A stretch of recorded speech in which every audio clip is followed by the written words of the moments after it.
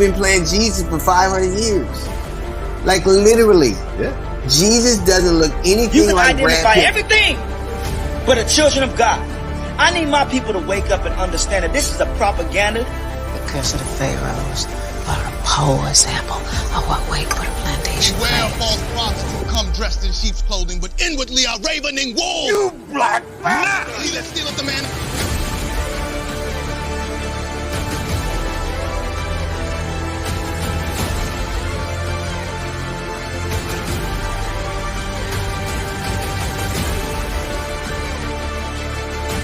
You must unlearn what you have learned.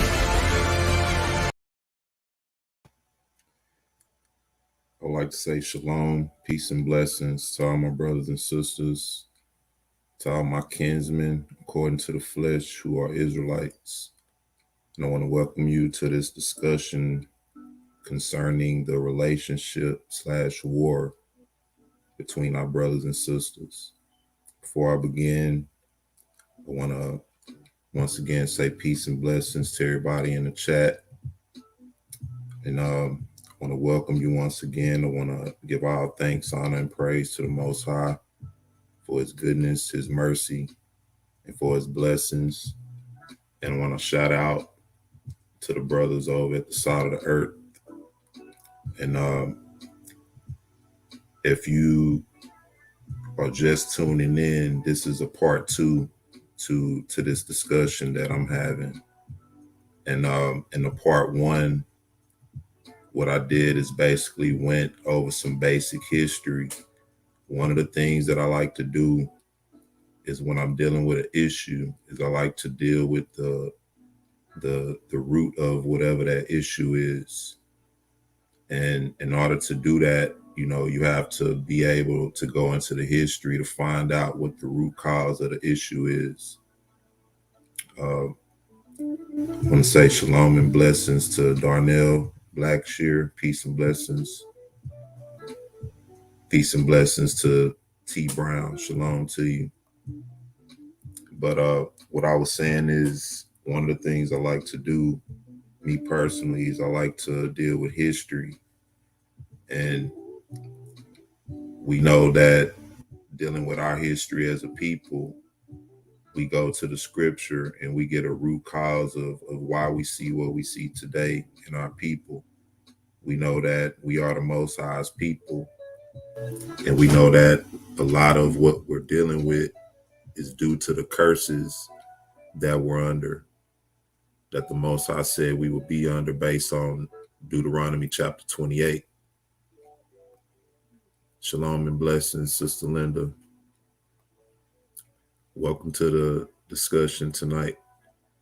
You know, I like to call these discussions, these not lessons, but we do get into the scripture. But in dealing with who we are as a people and why we see the things that we see with our people, the curses, the conditions, why we at the bottom, you know, and particularly the war / relationship between our brothers and sisters. Why do we see these things, you know? And what we find is that when we deal with the scripture, the record gives us the answers to what we're searching out. If we want to understand the condition of our people, no matter what that condition is, you know, even on a personal level, we can trace it back to what the word of the Most High told us. And so in dealing with this in particular, the connection between our brothers and sisters, we have a history, you know, that if we take the time to understand, then we could probably understand more of why we see what we see today. And if we be honest, you know, there's an extreme hatred and variance between our brothers and sisters. And I'm not saying that to create anything. This is just a reality of what we see. You know, it's a lot of different platforms that's dealing with the issue. And like I mentioned in the last video, I kind of liken this issue to racism somewhat. Why do I say that? Because if you look at racism, you know, prior to now, a lot of our people denied that racism was even an issue, particularly those of our people who had the opportunity to live well and make money and do those types of things. You know, you'll find that those people among us will deny that racism even exists.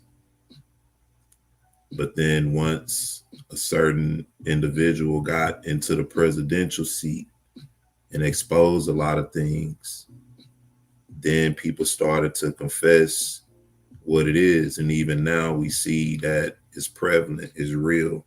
You know, I don't want to focus on that, but I'm just saying that issue is just like this other issue with our sisters and brothers. Nobody really wanted to deal with it until it became a blatant issue that, you know, nobody could deny, you know.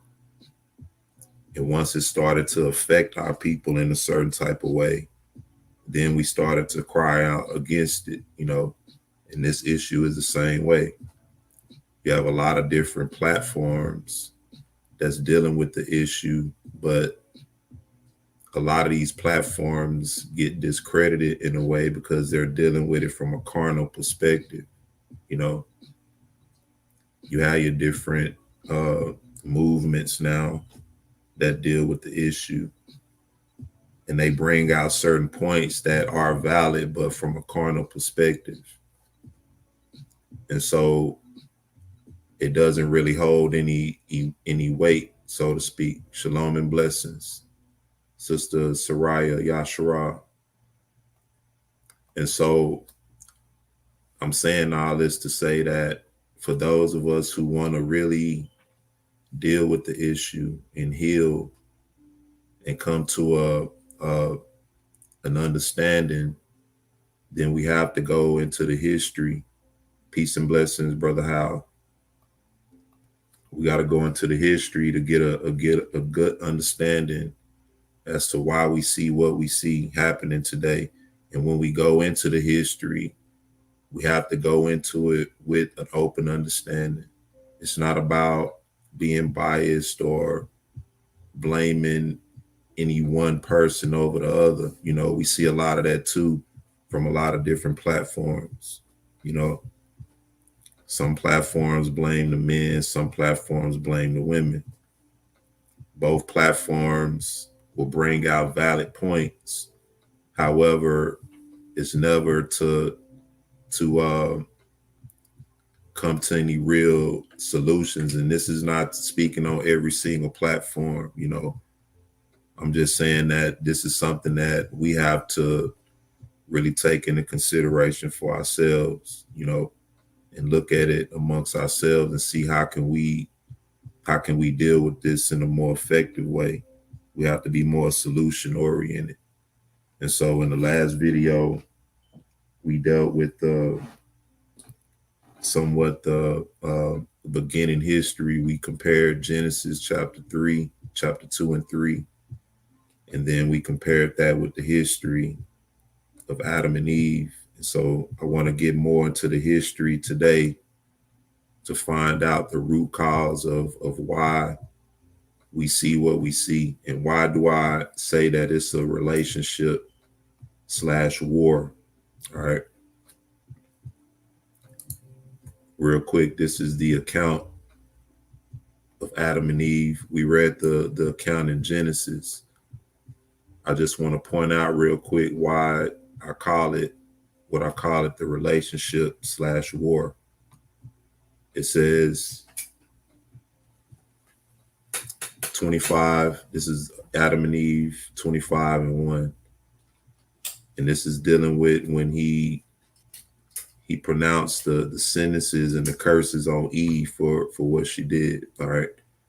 It says, and Yahweh turned unto me and said, because thou hast hearkened to the voice of the serpent and rebelled against my commandment, thou shalt be in travail and in great agonies. Thou shalt bring forth In sorrows and trembling shalt thou bring forth children, and in 1 hour thou shalt draw nigh unto birth, and thou shalt be cut off from thy life, and thou shalt be brought low in great sorrows. And remember, we talked about that, how the Most High said many sorrows would be on the women, and how, we see that happening today. We see that being manifest today. A lot of women are literally killing their own children and being careless with their own children, and the Most High said this would happen. But he said that thou shalt draw nigh unto birth, and thou shalt be cut off from thy life, and thou shalt be brought low in great sorrows.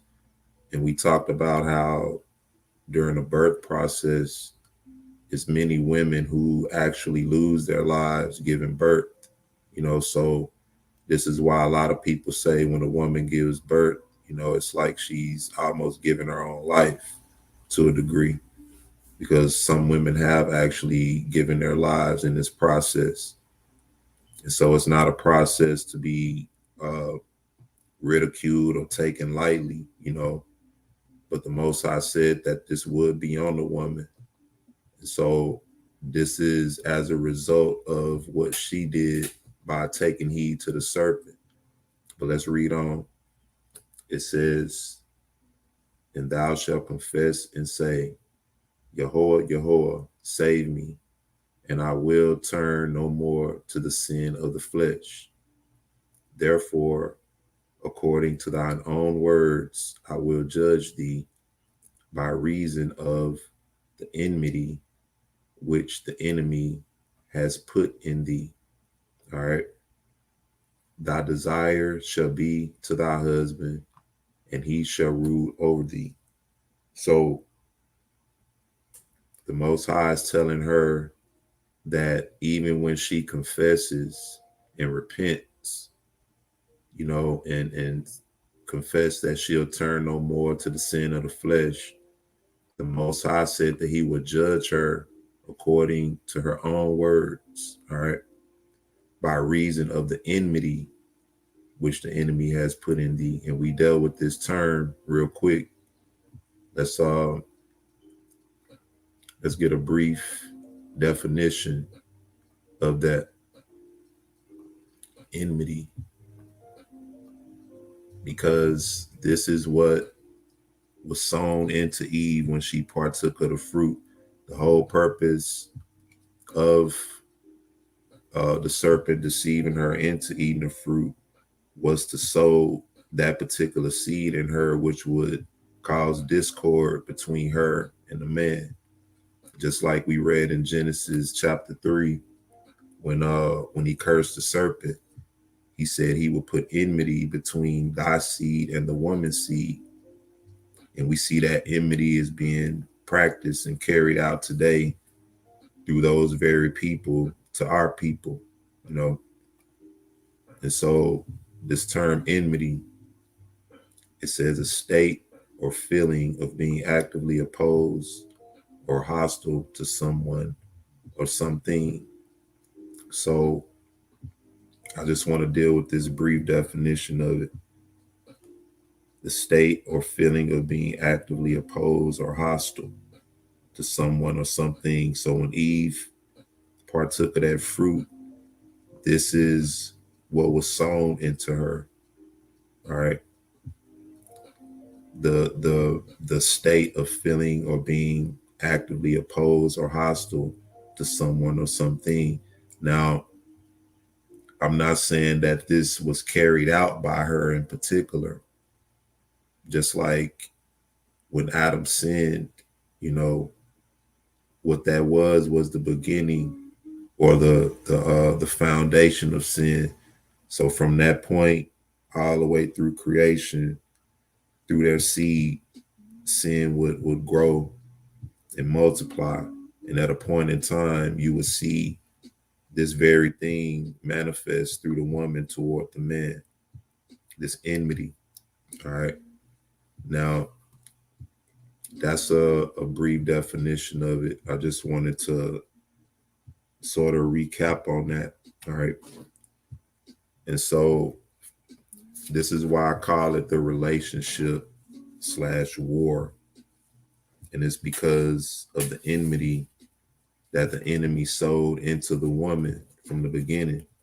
All right. She was deceived into partaking of something that she believed would make her as God. All right. And the Most High told her that her desire was to be to her husband, and he shall rule over thee. All right. Let me pull that back up.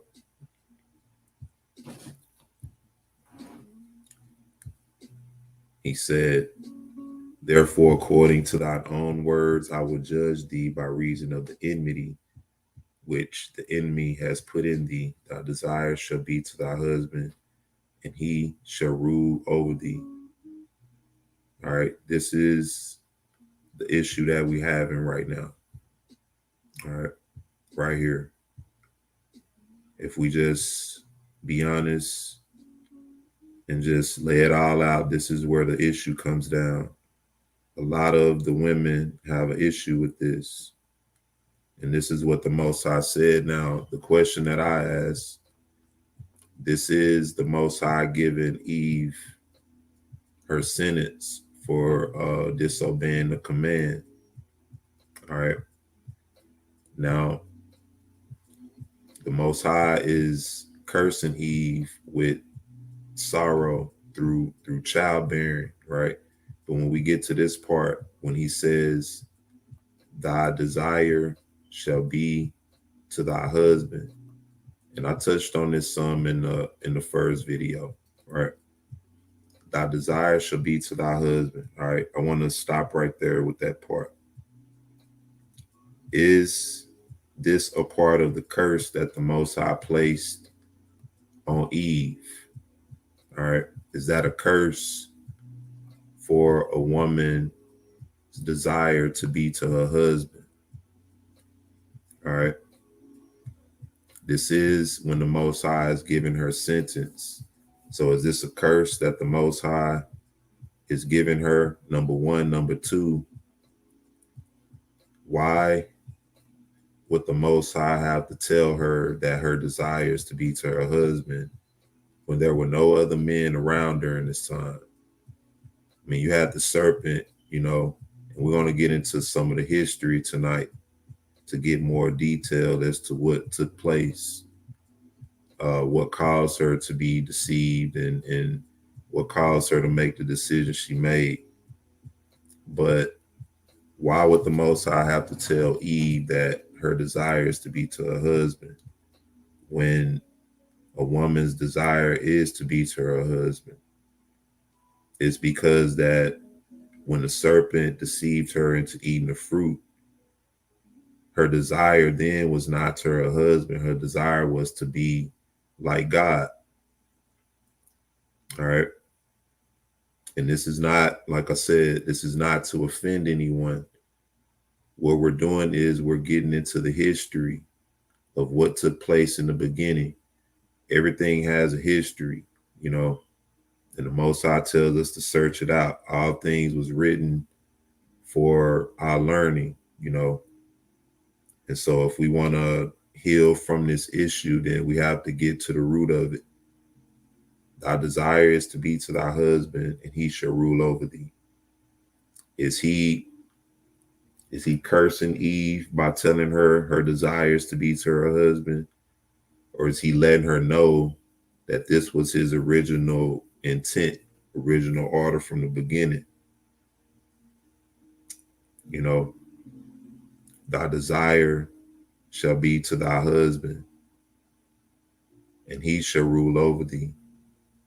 And so we're going to get some more understanding about this, because in an honest note, this is a concept that men throughout time have abused.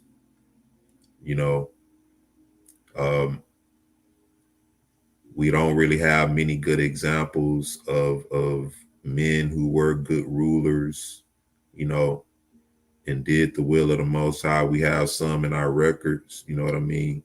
But that's not to really, you know, make an excuse here or there. You know, we're all responsible for what we do. And so what the Most High is doing right here is he's laying or restoring back what Satan tried to destroy from the beginning. You know, when Adam was created, he was created in the image, in a direct image and likeness of the Most High.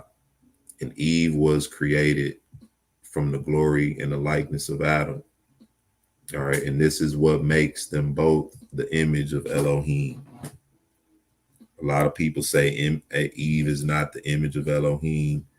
And that's not necessarily true, because the fact that she's in the image of Adam makes her the image of Elohim as well. All right. But the Most High gave Adam the dominion. He gave them both dominion over everything, but he gave Adam dominion over all things, including her, from the beginning. And what Satan tried to do was disrupt that. And so what we're going to do tonight is I want to get into the history within the same book right here. We're going to do some reading tonight. You know, if you got to go, you got to go. But this will be part 2, and I will do a part 3. And in part 3, what we'll do is we'll get more technical. We'll get more active with things that we actually see happening today. And we're going to go through a lot of scriptures that'll outline a lot of things that we're seeing today. And that'll help us out as well. But this is not like I said, an issue like that I want to make a woman against man thing. You know, I don't want that to be the purpose and intent. And, you know, if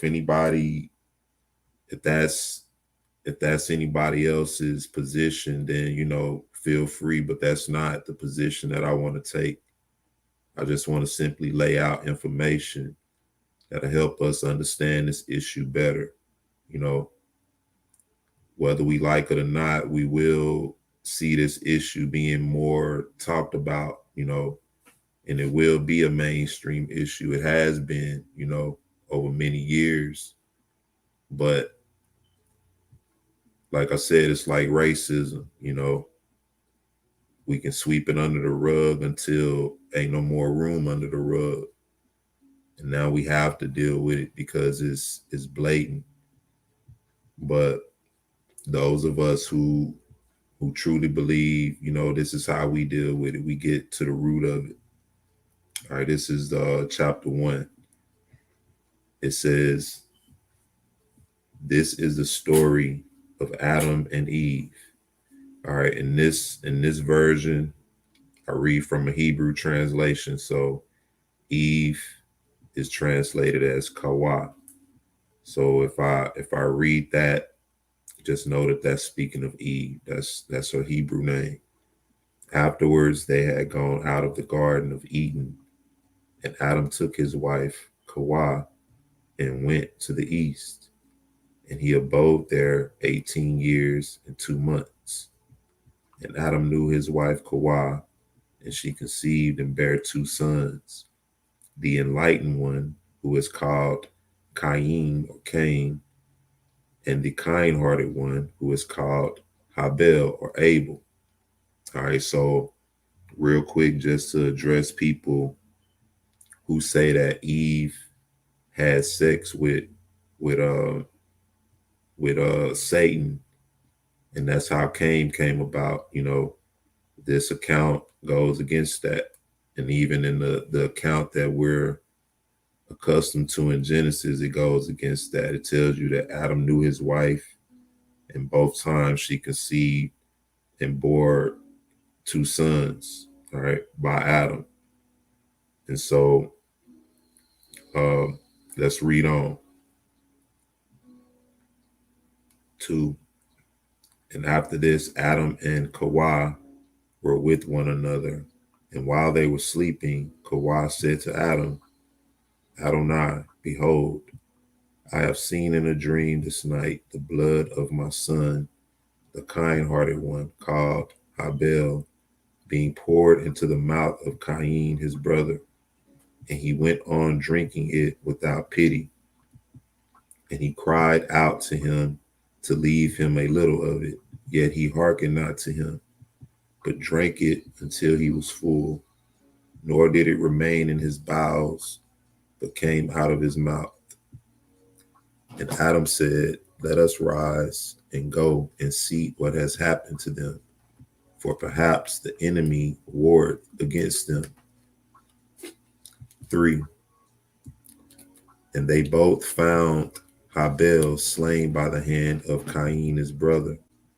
And Elohim said to Michael the great prince, say to Adam, reveal not the secret that thou knowest to Cain thy son, for he is a son of wrath. But grieve not, for I will give thee another son instead. He shall make known to thee all that thou shalt do. These things told the great prince to Adam. And Adam kept the word in his heart, and afterwards Kawah bewailed herself concerning Habel, her son. 4:04. And moreover, Adam knew Kawah, his wife, and she conceived and bare Seth. And Adam said to Kawah, behold, we have begotten a son in place of Habel, whom Cain slew. Now let us give glory and sacrifice to Elohim. And Adam begat 30 sons and 30 daughters. And Adam lived 930 years. And he fell sick and cried with a loud voice and said, let all my sons come to me, that I may see them before I die. And they all gathered, for the earth was inhabited into 3 winds. And Seth his son said to him, my father, what is thy infirmity? And Adam said to him, great pain has seized upon me. And they said, what is pain? What is sickness? Just know that even in the so-called scientific world, they found they have evidence of immortality. All right, and this is why they're trying to mimic it. All right, everything that they find evidence of, they try to mimic, but they tell us that the word of the Most High is not true.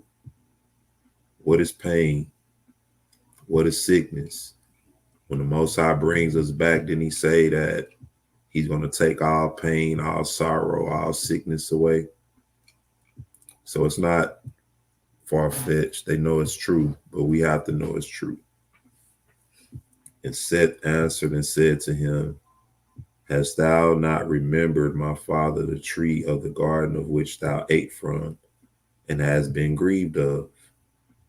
If, therefore, tell me, and I will go and bring thee fruit from the garden, for I will set dust upon my head, and I will entreat, and Yahweh will hearken to me, and send his angel, and I will bring it thee, that thy pain may be healed from thee. Adam said to him, nay, Seth my son, but I have much sickness and pain. Seth said to him, and how hath this come upon thee? 7. And Adam said to him, when Elohim made us, me and thy mother, because of her also I die. He gave us power to eat of the tree which is in the garden, but concerning that one, he commanded us not to eat of it. Verse 2. And when it drew nigh for the angels who were guarding thy mother to go up and worship Yahweh, and I was far from her, and the enemy knew that she was alone, And he gave her, and she ate of the tree. Afterwards, she gave it also unto me to eat. All right, so we get somewhat of an outline of what happened. All right, we're going to get more deep into this. But Seth is asking his father, why are you going through all of this pain? What is pain? What is sickness? And how has this come upon you? And so now he's letting him know a brief outline of what happened. He said, the Most High gave us power to eat of every tree which is in the garden, even the tree of life. But concerning that one, he commanded us not to eat. And when it drew nigh for the angels, this is where you kind of get an idea of what sort of took place. And when it drew nigh for the angels who were guarding thy mother to go up and to worship Yahweh, and I was far from her. All right. And the enemy knew that she was alone. All right. So this kind of gives us an insight of what we read, and I think is 1 Corinthians, where it talks about the covering. All right. The head covering goes back to this moment, and it goes back also to the moment of the angels or the watchers during the days of Enoch.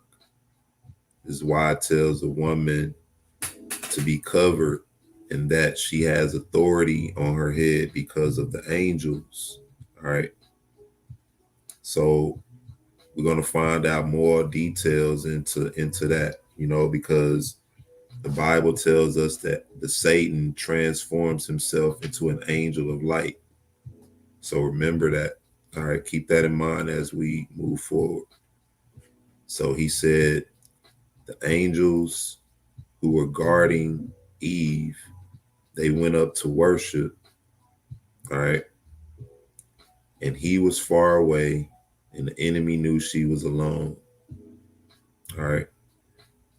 And he gave her, and she ate of the tree. Afterwards, she gave it also unto me to eat. All right. So now let's read on. And Elohim was wroth with us, and Yahweh came into the garden and called me in a terrible voice and said, Adam, where art thou? And why hidest thou from my face? Shall the house be hid? Shall the house be able to hide itself from its builder? And he said to me, since thou hast abandoned my covenant, I have brought upon thy body 72 strokes. The first stroke is in the eyes. The second stroke is in the hearing. And thus in turn shall all the strokes befall thee. All right, so strokes, he talking about in the eyes, strokes in the hearing, all right?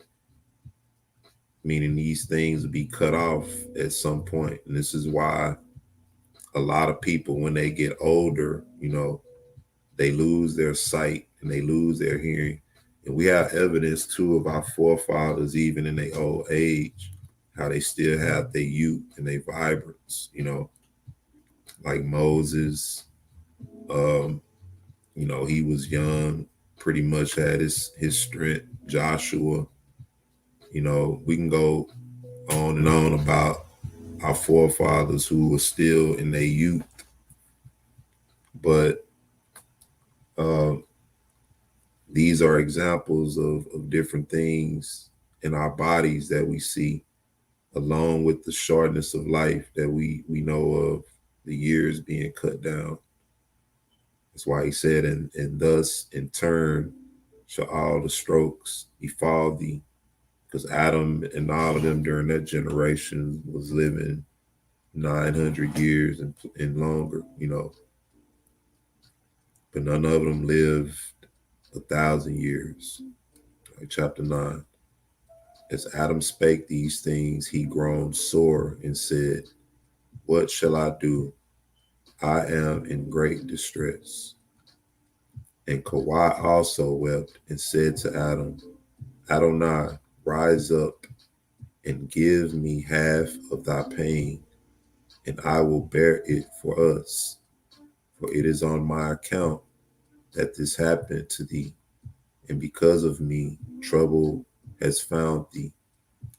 All right, this is important to highlight because there are a lot of different understandings and interpretations on what happened, you know, and a lot of people feel like Adam abandoned Eve in the garden when he told the Most High, the woman that you gave me, you know, she gave me of the tree and I did eat, but we dealt with that, you know. But we see that Eve right here, she wept with Adam and she told Adam to give me half of thy pain and I will bear it for us. So what this lets us know is that Adam had to suffer fully for hearkening unto her voice. But then by him hearkening unto her voice, he suffered on her behalf as well. Because we see that she didn't really go through any pain right here at this point. And she's saying, give me half of your pain because it's on my account that this happened to thee. And because of me, trouble has found thee. This is important for both women and men to understand, particularly if you're in a covenant, you know, marriage or relationship. This is good to understand because this lets us know how Satan operates.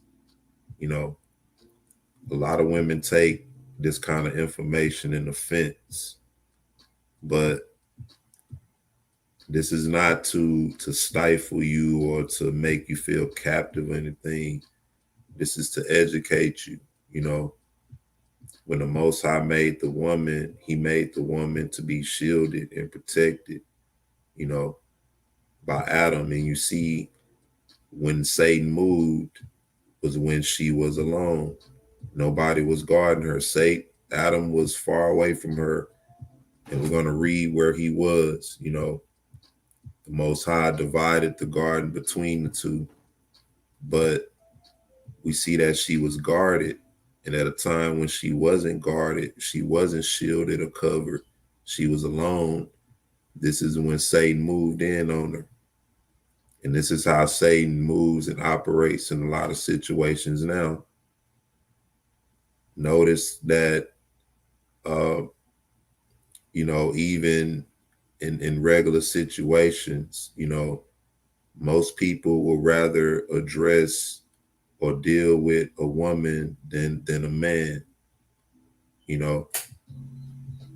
And most men know what I'm talking about. If you have a wife, you've been somewhere in public, you know, say you go to Best Buy or something and you want to buy a refrigerator or a washer or a dryer, you know, you go in there with your wife, you will see that whoever is trying to sell it, they'll try to deal more with your wife than with you. And there's a reason for that as well, you know. But then at the same time, you'll find that in most other situations, you know, a lot of people would rather go through a woman than a man. And this is Satan's pretty much this MO. This is how he operates. He wait till the woman is unguarded and then he sows deception into her. All right. A lot of times, ladies, when you watching stuff you shouldn't be watching or listening to stuff you shouldn't be listening to, that's when you unguarded, you know. When you're dealing with people that you shouldn't be dealing with, you know, you got lady friends that's living a certain way that the word of the Most High tell us not to live, tell the woman not to live. You unguarding yourself, but it's only a matter of time before what they're doing you're going to want to be a part of it. But let's read on. 3, he said, and Adam said to Eve, Kawah, arise and go with our son Seth near to the Garden of Eden, and put dust upon thy heads, and weep, and entreat Elohim to have mercy upon me, and send his angel to the Garden of Eden, and give me of the tree of which the oil floweth, and bring it me, and I shall anoint myself, and shall be quickened from my sickness. So basically, he wanted his wife and his son, because he fell sick. He wanted them to go to the garden, go to the edge of the garden, and entreat the angel to bring them the oil from the garden that would pretty much heal him and make him whole. All right, so let's see what happened. We in 10. It said, and Seth and Eve went toward the border of the garden, and it came to pass that when they went, Kawah saw her son, and behold, a beast fought against him. All right. A beast fought against him. He didn't say what kind. And Kawah wept and said, woe is me, if I come to the day of the resurrection, all those who have sinned will despise me, saying, Eve have not kept the commandment of Elohim. All right.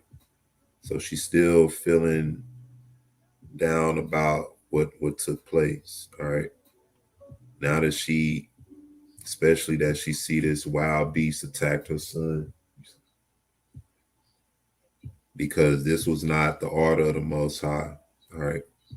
He gave them dominion over the beast. But when she saw this, then she reflected on the situation. All right, 3. And she cried to the beast, and she said, woe, thou wicked beast, fearest thou not to fight with the image of Elohim? How was thy mouth opened? How were thy teeth made strong? How didst thou not remember thy subjection, which thou served in the beginning, to the image of Elohim? Because the Most High gave them dominion over the beast and everything. So she's cursing him for attacking her son, and she asking you, how come you don't remember the order or thy subjection, right? Verse chapter 11. Then the beast cried out to Eve and said, it is not according to us, thy violence and thy wailing, for it is upon thee. All right. He answered, it is because of thee that the rule of the beast hath gone forth. How was thy mouth open to eat of the tree concerning which Elohim commanded thee not to eat? On this account, our nature also hath been transformed. Now, therefore, thou canst not endure it if I begin to reprove thee. So the animal or the beast basically cursed her back, telling her it's basically because of you that the nature or the order of everything has been transformed. All right.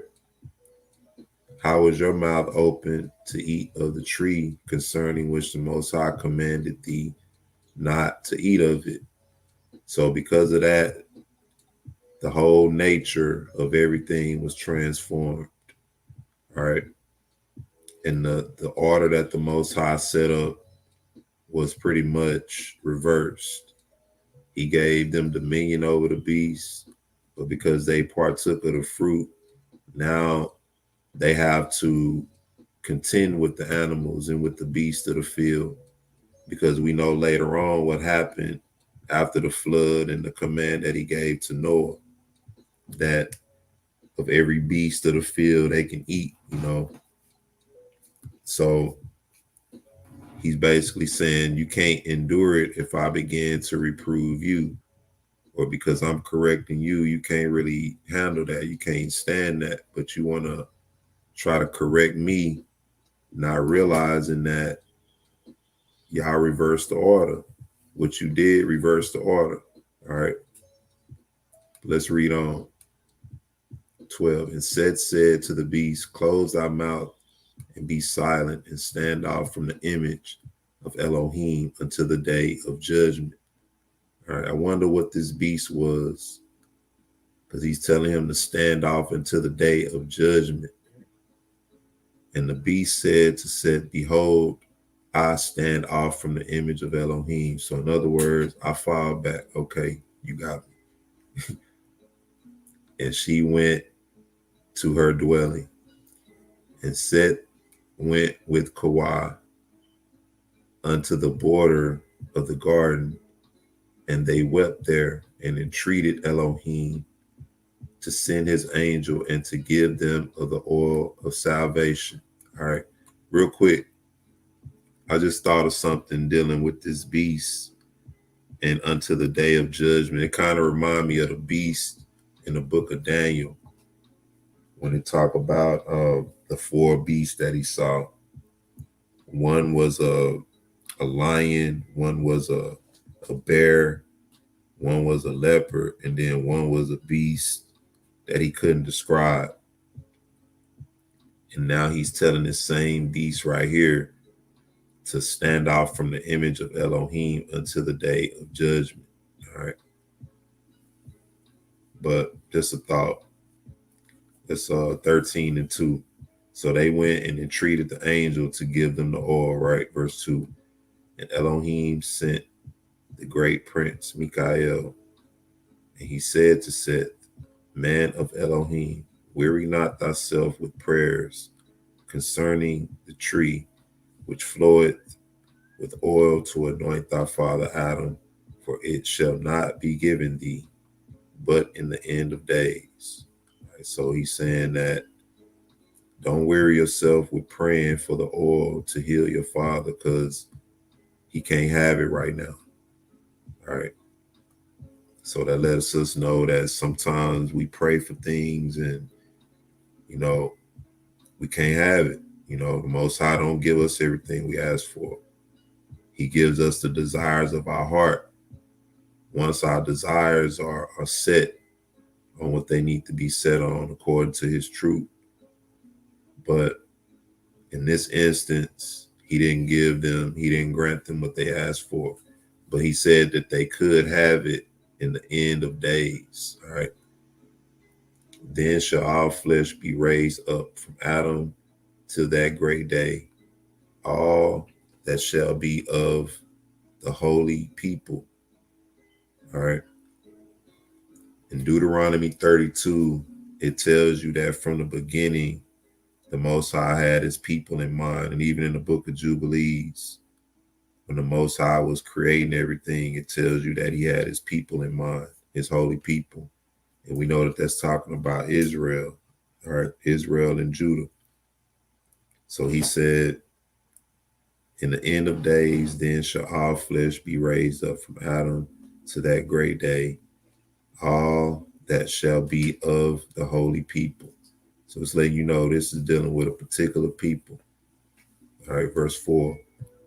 Then shall the joys of the Garden of Eden be given to them, and Elohim shall be in their midst, and they shall no longer sin before his face, for the evil heart shall be taken from them, and there shall be given them a heart understanding the good and to serve Elohim alone. And thou return to thy father, for his days are fulfilled to die. And moreover, he shall have 3 days, and his soul shall go forth. Thou shalt see the terror of it ascending. All right.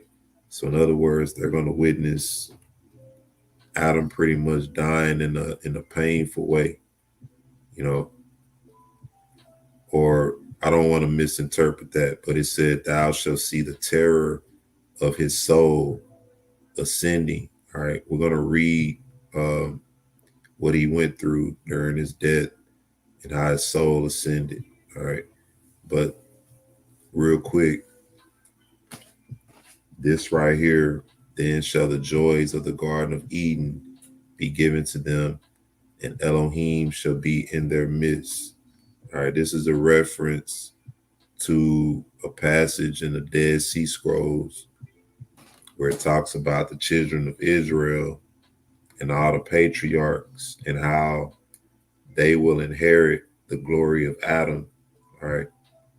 And so this goes back to that, still letting you know that we're dealing with a people with that. All right, so we're in 14 and 1. And when the angel spake these things, he went up and ascended from them. And Seth and Eve came to the tent where Adam was laid therein. And Adam said to Eve, what hast thou done to us? All right. Thou hast brought upon us great wrath. Death shall rule over all our seed. All right. Why is he saying this? A lot of people say, it's like blaming her, but to a degree, she was responsible. She was responsible for a reason. All right, we're going to read more into the details about that. But we see that she held her accountability. But the reason he's asking her this is because he's going through a horrible experience. All right. What Eve did by giving him the fruit was intentional. And it was for a particular purpose. And we're going to read that. All right. But Adam said to Eve, what hast thou done to us? Thou hast brought upon us great wrath. Death shall rule over all our seed. And he said to her, call all our children and our children's children and tell them the manner of our decline. 15. And Eve said to them, hear all my children and children's children, and I will relate to thee how the enemy deceived us. When we were guarding the garden, each one the portion that was given to him from Elohim, and I guarded my lot, which was wonderful to me, the west and the south. And Satan went to Adam's lot, where the male beasts were, for Elohim divided the beast to us. All the male beasts he gave to thy father, and all the female he gave unto me. All right, so we see that they were guarding, Adam and Eve were guarding lots. They were given lots, all right, to guard. And while they were guarding these lots, they had the animals. She's saying that all the male animals were on Adam's side and the female animals were on her side. And so it says Satan went to Adam's lot. All right. So he didn't go over there to see Adam or to speak to Adam or to say anything to Adam. He just went over there where the male beasts were. All right. For Elohim divided the beasts to us, all the male beasts he gave to thy father, and all the males he gave unto me.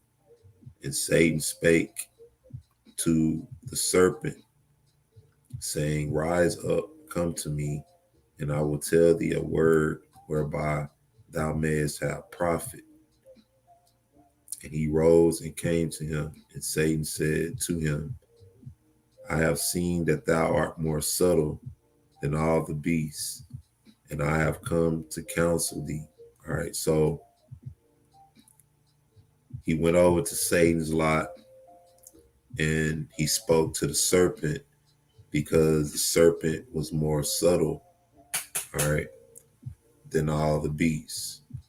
Real quick, I want to look up that term, subtle. Let's do ourselves a service. Hold on real quick.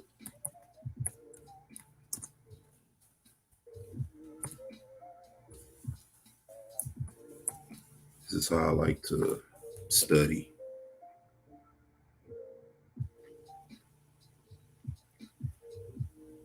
Let me see.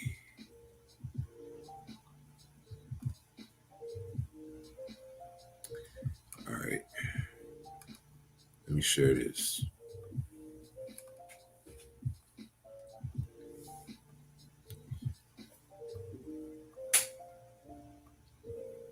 Subtle.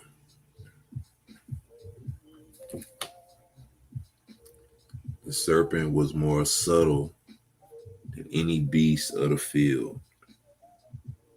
All right, so the serpent was more subtle, elusive. All right, hard to comprehend or define, hard to isolate or identify, tending to evade, grasp, or pursue. Elusive, cunning, crafty, sagacious. What is that?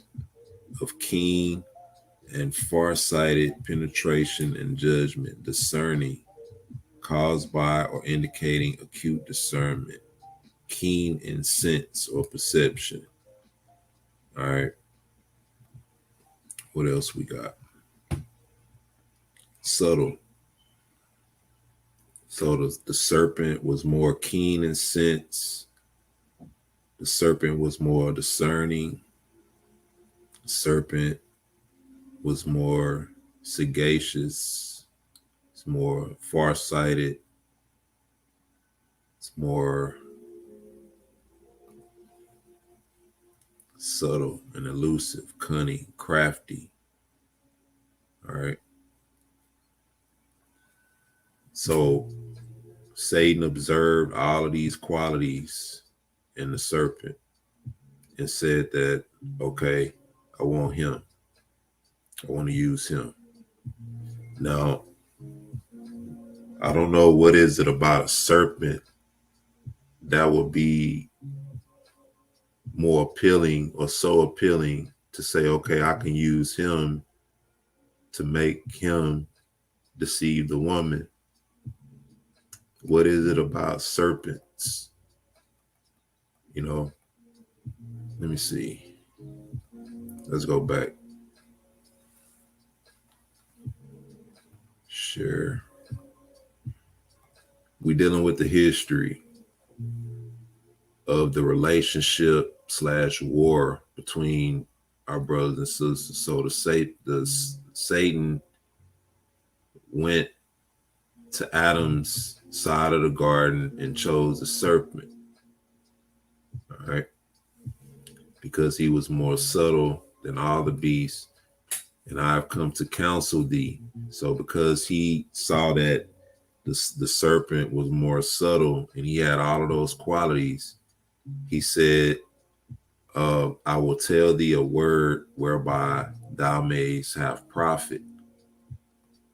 Remember, Satan is a liar from the beginning. He told everything he uttered was a lie from the beginning. So he said, I'm going to tell you a word whereby you may have profit, right? And he said, and I have come to counsel thee. So because you had a potential that I need to fulfill a purpose, I'm going to give you some game so you can go and do what I need you to do. Verse 4. Why dost thou eat of Adam's meat and not of the fruit of the garden? And now rise up, and we will make him to be cast out of the garden and remove his wife as we were cast out through him. All right. So this is Satan's whole purpose and intent, is to cause Adam to be cast out of the garden and to remove his wife, right? As we were cast out through him. What is he talking about? If we read, I believe it's in the book of Sirach, or the book of the Wisdom of Solomon, it talk about through the envy of the devil, sin crept in. So there was envy between the devil and the Most High's creation when he created man in his image. because we know that it said that all the angels are ministers or ministering spirits. So the angels themselves were created to serve the Most High's people once his people are in a righteous capacity. All right, the angels and everything that the Most High has becomes of service to us. So he said his purpose and intent was to have Adam removed and to remove his wife as we were cast out through him. All right. The serpent said unto him, I fear lest the anger of Elohim be wroth with me. And Satan said unto him, fear not, only be my vessel, and I will speak through thy mouth words to deceive him. All right. So this is Satan's whole purpose and intent, to cause them to be cast out of the garden. All right. And upon them being cast out of the garden, he did some other things as well. All right. He knew that the Most High wouldn't kill him right away. All right. Although Satan's plan is to have the whole creation destroyed. You know, he wants all of Most High's creation to be destroyed. But his purpose and intent right here was to have them cast out of the garden and out of paradise. All right. But let's look at what he did in doing that. It says, and suddenly the serpent took hold of a wall in the garden. And when the angels ascended to worship Elohim, it came to pass that Satan appeared in the form of an angel and praised Jehovah like one of the angels. Sorry for my raggedy line. But remember, Satan appears as an angel of light. And so when the angels ascended up to worship who were guarding Eve, it said it came to pass that Satan appeared in the form of an angel and praised Jehovah like one of the angels. And I looked forth from the wall, and I saw him like the form of an angel. And he said unto me, art thou Kawah? And I said, I am. And he said unto me, what art thou doing in the garden? And I said to him, Elohim set us to guard it and to eat of its fruit. And Satan answered me through the mouth of the serpent, ye have done well, but ye do not eat of every tree in the garden. And I said unto him, from every tree of the garden we shall eat. Only from the tree which is in the midst of the garden, Elohim said not to eat of it, for in the day ye eat of it, ye shall surely die. All right, so Satan appeared to her as an angel of light, and all this was to deceive her. But it says that once Satan appeared to her, he said, what art thou doing in the garden?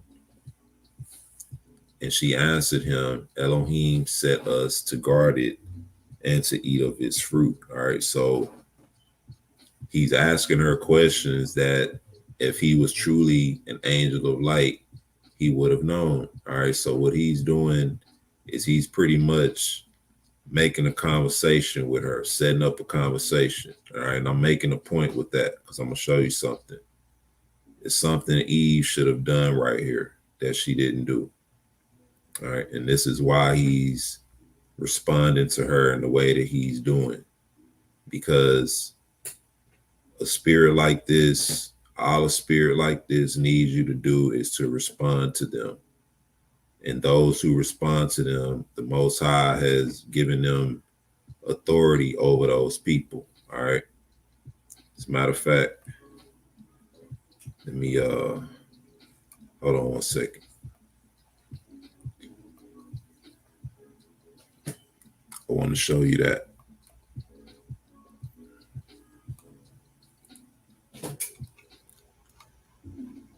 I'm going to read a portion from the Apocalypse of Abraham. All right. Let me see something real quick.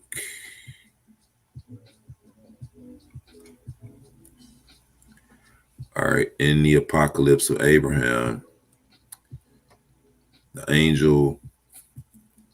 Abraham encountered an angel. All right. And the angel took Abraham up on a mount. And on this mount, this is pretty much the mount that was said that the Mashiach went up on, because it was a mount where no man ate or drank. All right. And while Abraham was on this mount, the Most High was dealing with him. And while he was on this mount, there was an unclean spirit that came to Abraham in the form of a unclean fowl, a bird. And this bird was saying things to Abraham, and the angel pretty much told Abraham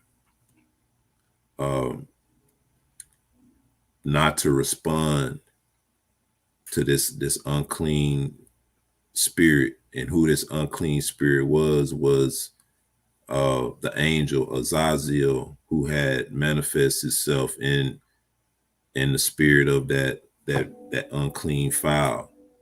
All right. And let me see. Give me a second.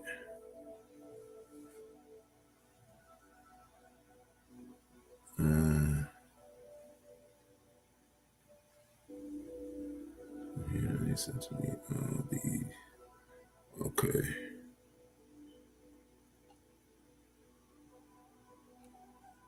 One second. Be down. Okay. Here we go.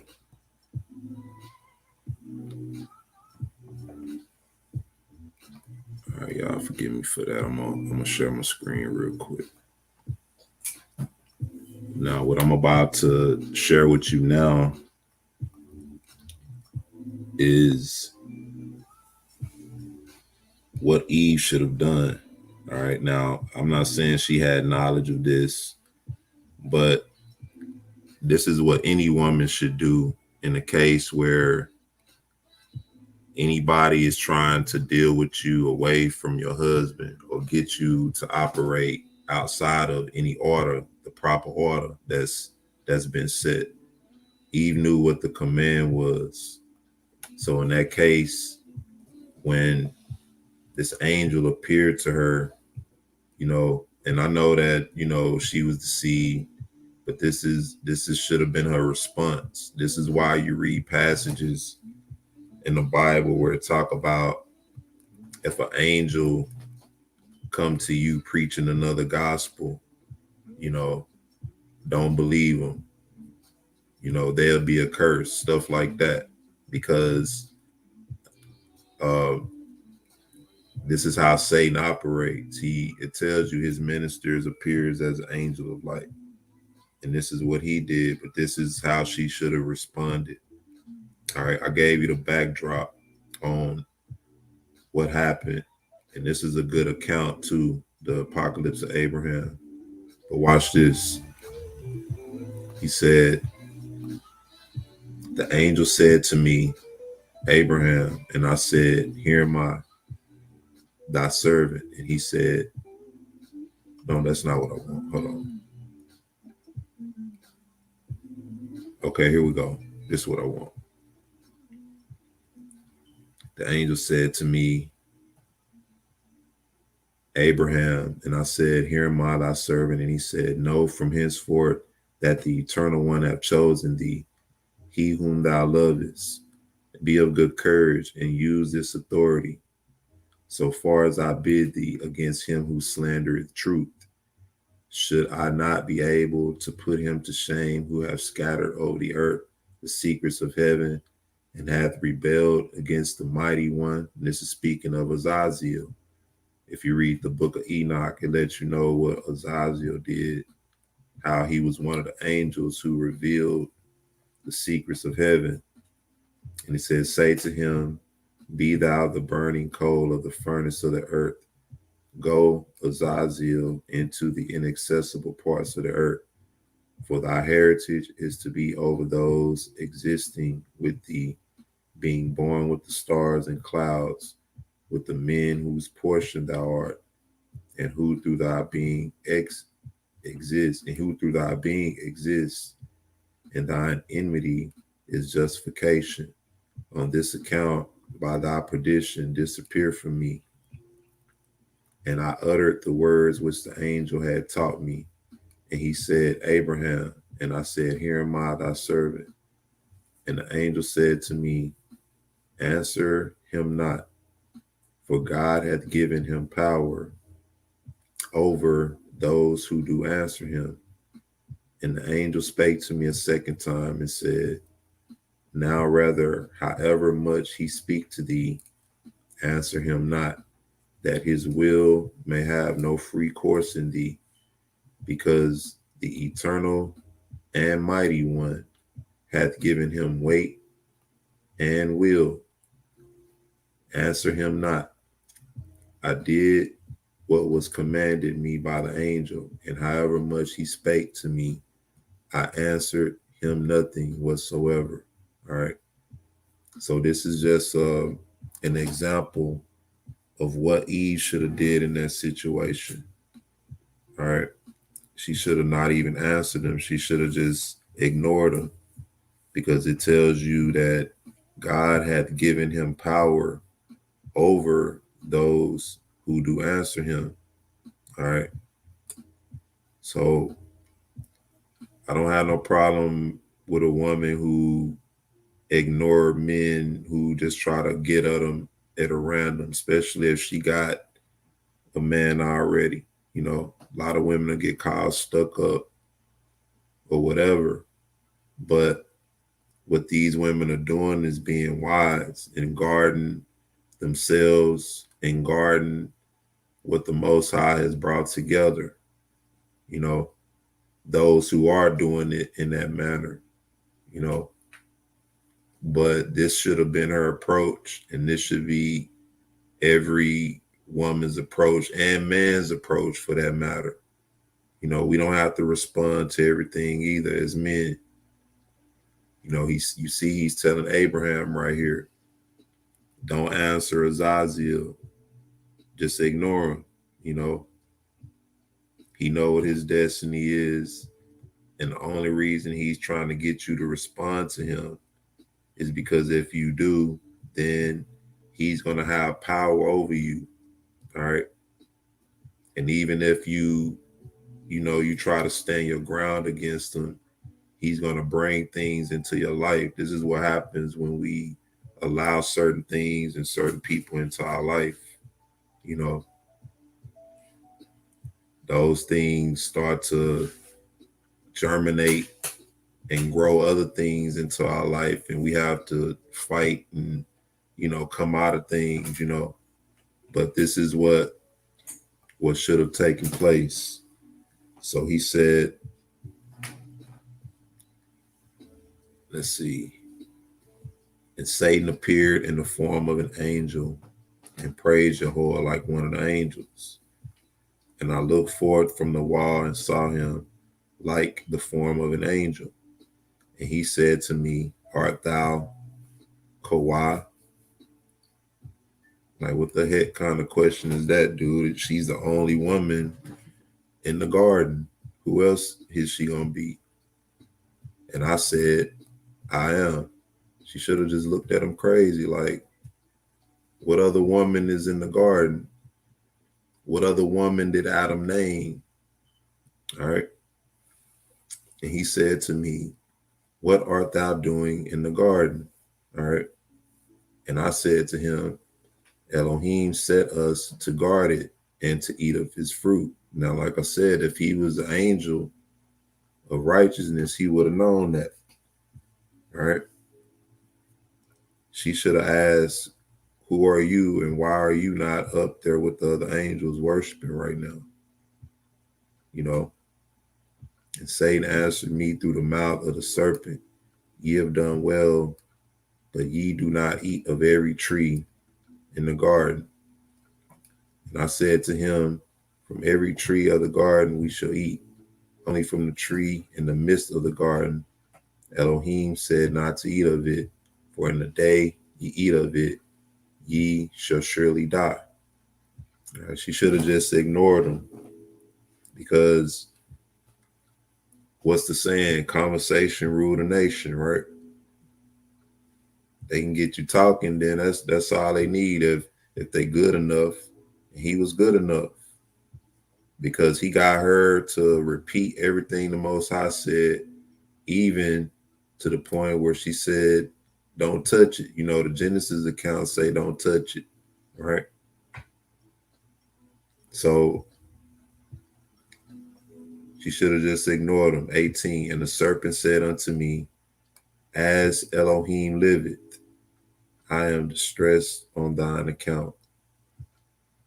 For thee to be like unto beast, I desire thee not to be brutish and without knowledge. All right, so this is where the concept, when people say, when the Most High told him not to eat from the tree of the knowledge of good and evil, you know, he was hiding knowledge from us. You know, he didn't really want us to know the secrets, you know. But we see that this concept was sown into her through Satan. He said, I'm distressed on thine account. In other words, I feel sorry for you. You know, you like an animal, you know, because you won't even eat from the tree of knowledge of good and evil. You know, you eating from every tree, but not from this tree, you know. He said, I desire thee not to be brutish and without knowledge. All right, so he got her attention with that. All right. But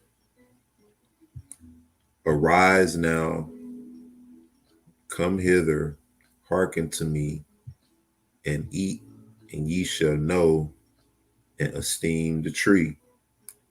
And I said unto him, I fear lest Elohim be wroth with me, as he told us. And he said to me, fear not, for as soon as thou eatest of it, thine eyes shall be opened, and ye shall be as Elohim, knowing good and evil. All right, so he wanted her to partake of this fruit of this tree so that she could be as Elohim, knowing good and evil. All right, now they could have eaten from the tree of life freely, but this one tree, the Most High commanded them not to eat. All right, Satan used the woman as a means to cause her to eat the tree so that she would cause her husband to eat the tree. All right. So that would in turn bring them both down and bring them from the glory of the Most High. All right. He said unto me, fear not, for as soon as thou eatest of it, thine eyes shall be opened, and ye shall be as Elohim, knowing good and evil. For Elohim knoweth that ye shall be like him. So he envied thee and said, ye shall not eat of it. So Satan deceived her into thinking that the Most High envied her. All right. And so for that cause, the Most High didn't want them to eat the tree. For Elohim knoweth that ye shall be like him. So he envied thee and said, ye shall not eat it. Hast thou not faced the tree and seen his great glory and covering upon it? And it came to pass, when I feared to take of the fruit, he said unto me, come hither, go with me, and I will give it to thee. All right, so She hesitated to do it, but when she did that, Satan said, "Come with me, and I will give you of the tree." All right, so there's something happening here. All right, just like they could have went and ate from the tree of life freely. All right, but the Most High told them not to eat from this tree, and so once she hesitated to do it, he said, "Come hither, go with me, and I will give it thee." All right. He said, "And I opened unto him, and he went before me. And when he walked a little, he turned unto me and said, I repent. I will not give thee to eat until thou swear to me to give also to thy husband." All right. So before I give you this fruit, you have to swear to give it to your husband. All right. He said, "I will not give thee to eat until thou swear to me to give also to thy husband." Verse 2. And I said, "I know it's not what oath I shall swear to thee. Howbeit, this I know." I said, "By the throne of Jehovah, and by the cherubim, angels of the presence, and by the tree of life, for I will give also to my husband to eat." So she swore by the throne of Jehovah. All right. I swear to God, swear to God, I'm gonna give it to him. That's, and by the cherubim, the angels of the presence of the Most High, and by the tree of life.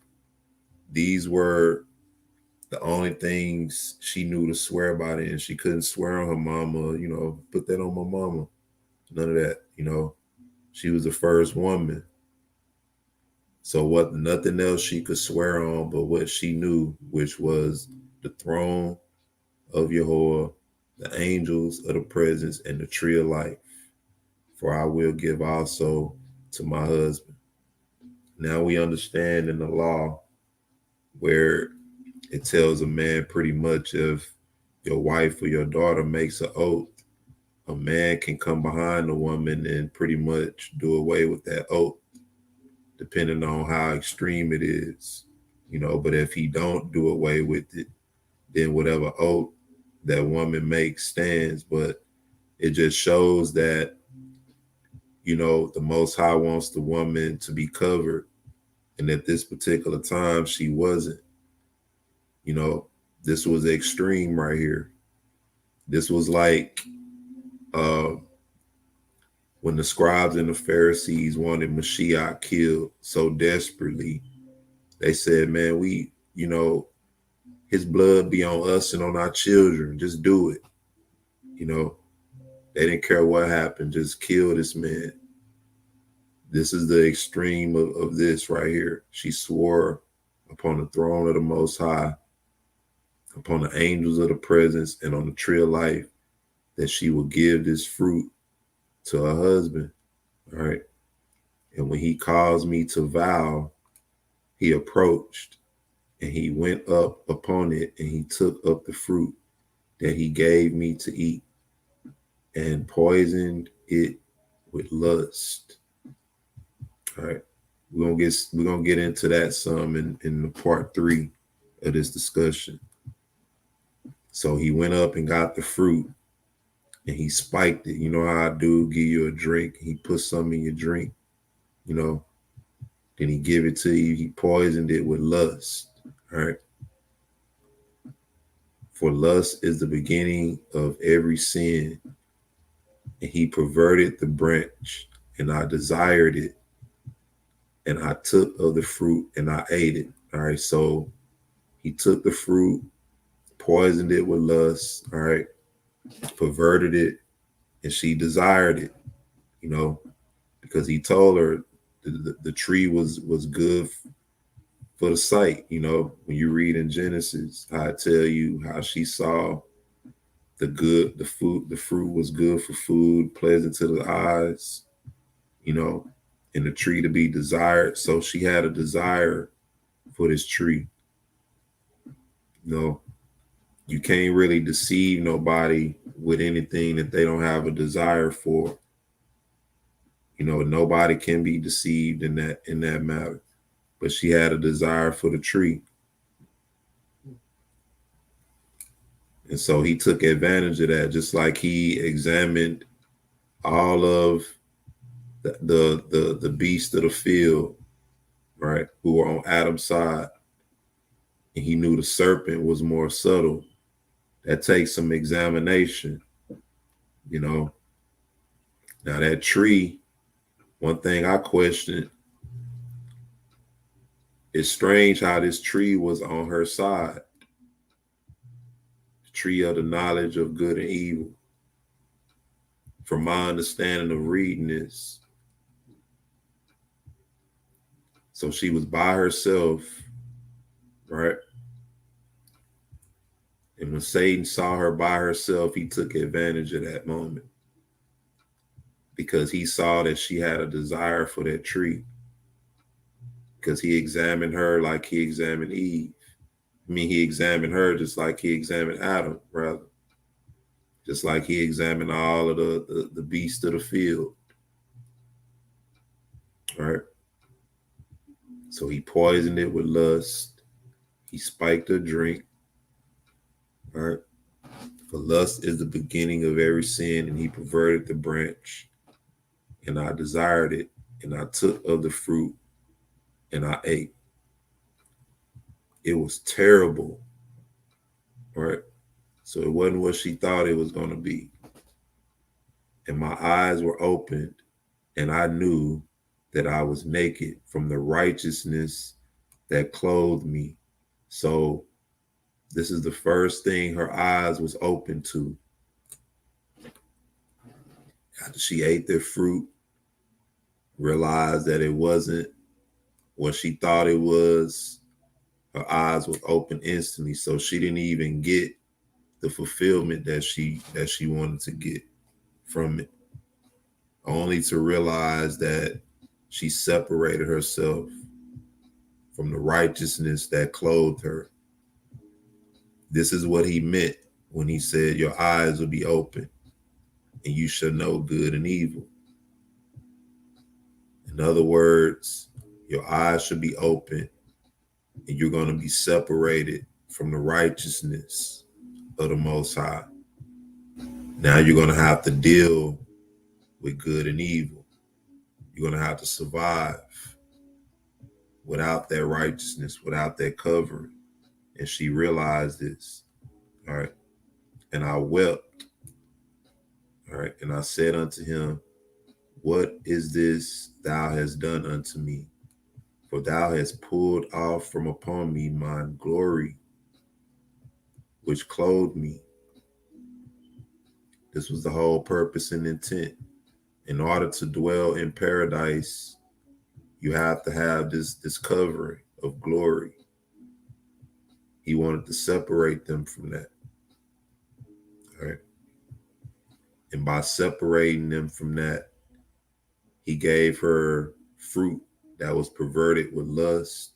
And we read also that he sowed enmity between her, or he sowed enmity in her. All right. The enemy sowed enmity in her. What is this thou hast done unto me? For thou hast pulled off from upon me my glory, which clothed me. And I wept also concerning the oath. Remember the promise she made? She swore on the throne, because after she ate the fruit, she realized what happened. And then she realized the oath that she made, which I had sworn. But he descended from the tree and was no more. And I sought in my part to cover up my nakedness, and I found none. For when I had eaten, the leaves fell down from all the trees in my part, except the fig tree. And I took leaves from it, and I made for me a girdle, and it was from the tree of which I ate of its fruit. So after she realized what she done, she realized she was separated from the glory of the Most High. She wept because she remembered the oath that she swore that she would give it to her husband. All right. So at this point, she's pretty much at a point where she has a decision to make. All right. But once she wept and she realized what she did, look at what Satan did. All right. He descended from the tree and he was no more. He vanished because the mission was complete. All right. Now, a lot of people say Adam abandoned Eve, but what we're going to realize, what we're going to read in these next couple of chapters is we're going to read why the Most High said, or why in the New Testament it says that the Mashiach is the second Adam. All right. 21. It says, and I cried in a loud voice, and I said, Adam, Adam, where art thou? Rise up and come to me, and I will make known to thee a great secret. All right. And when our father came, I spake to him words of wickedness, which have brought us down from our great glory. So when she came to him, she told him, come to me, and I will make known to thee a great secret, So he should have been wondering, who would she get this great secret from? Who was she speaking to? We know that the angels guarded her,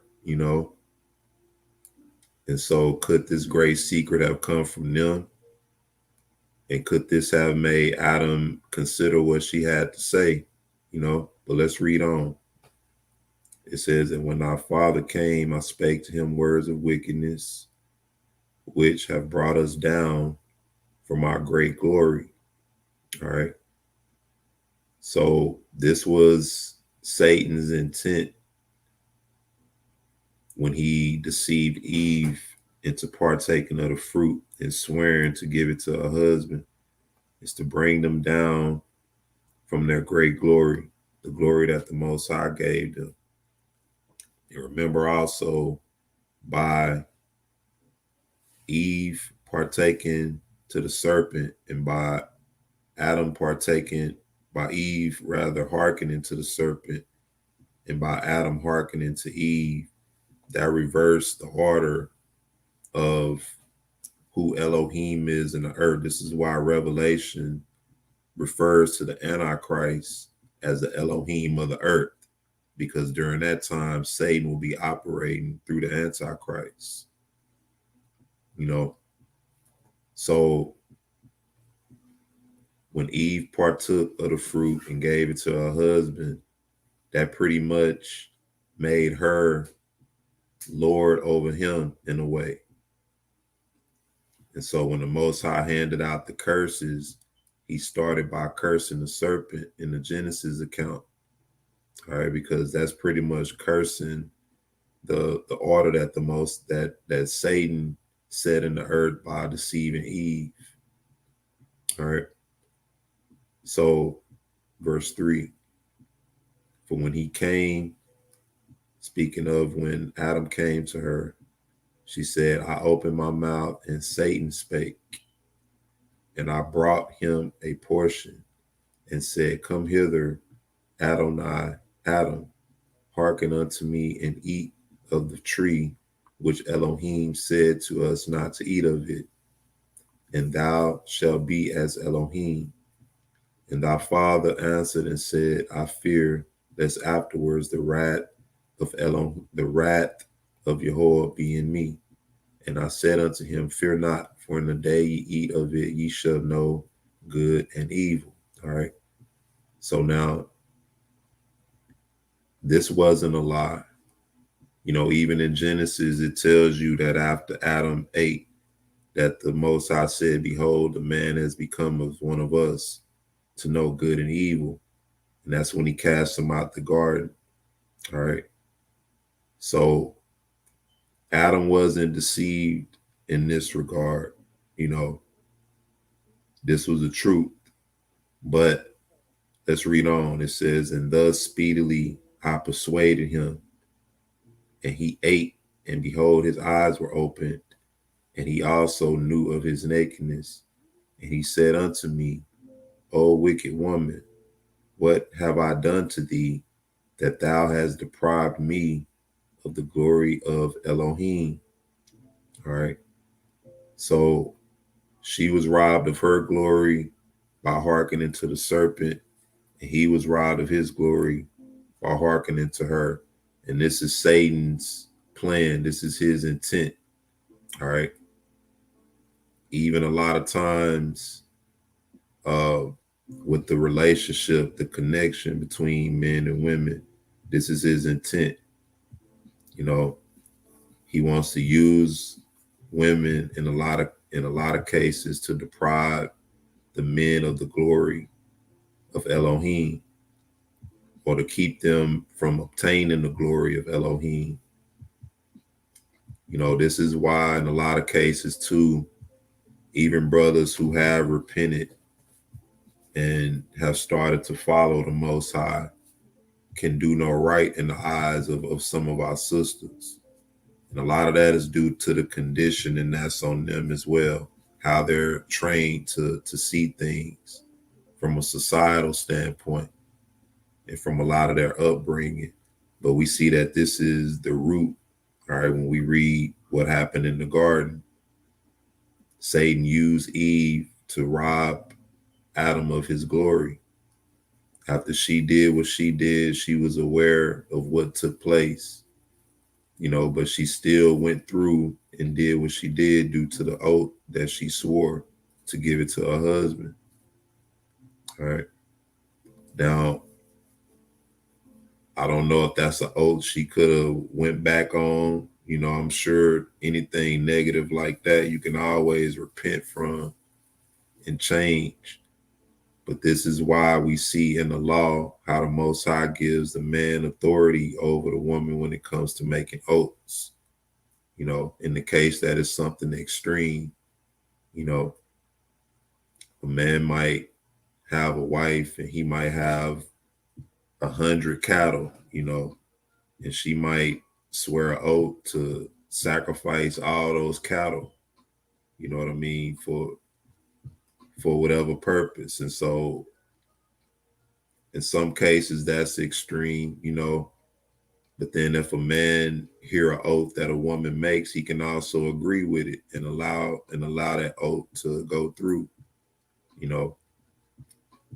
But in this case, this was an extreme oath for her to swear on the throne of the Most High, you know, who, when you read Leviticus 3, it tells you that Adam was the son of the Most High.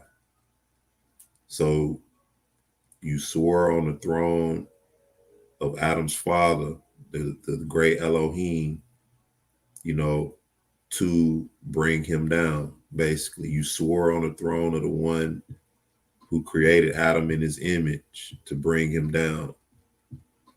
And that wasn't his intent or purpose. And this is why Adam said he came down in a terrible voice. All right, let's read on. He said, what have I done to thee, that thou hast deprived me of the glory of Elohim? What wrong have I done? It says, on that day, we heard the great prince, Michael, blowing with his trumpet and calling to the angels, saying, Thus saith Jehovah, come with me to the garden and hear the judgment with which I shall judge Adam. And when Elohim appeared in splendor upon a chariot of cherubim in the garden, and angels proceeding before him and singing, its flowers and every tree of the garden, also thy father's lot and mine also. And the throne of Elohim stood fixed where the tree of life was. Ain't that something? So check this out. It says, see, now we talking about riding in style. Now watch this. It says, Elohim appeared in splendor upon a chariot, right? With the angels, all right? So he on a chariot, and he have his crew with him, all right? I'm putting this in layman's terms. The Most High is holy, all right? But just picture this. When he appeared on a chariot, and the angels proceeding before him and singing, right? So he riding around with his music loud, right? It's flowers in every tree of the garden, also thy father's lot and mine also, right? And the throne of Elohim stood fixed where the tree of life was.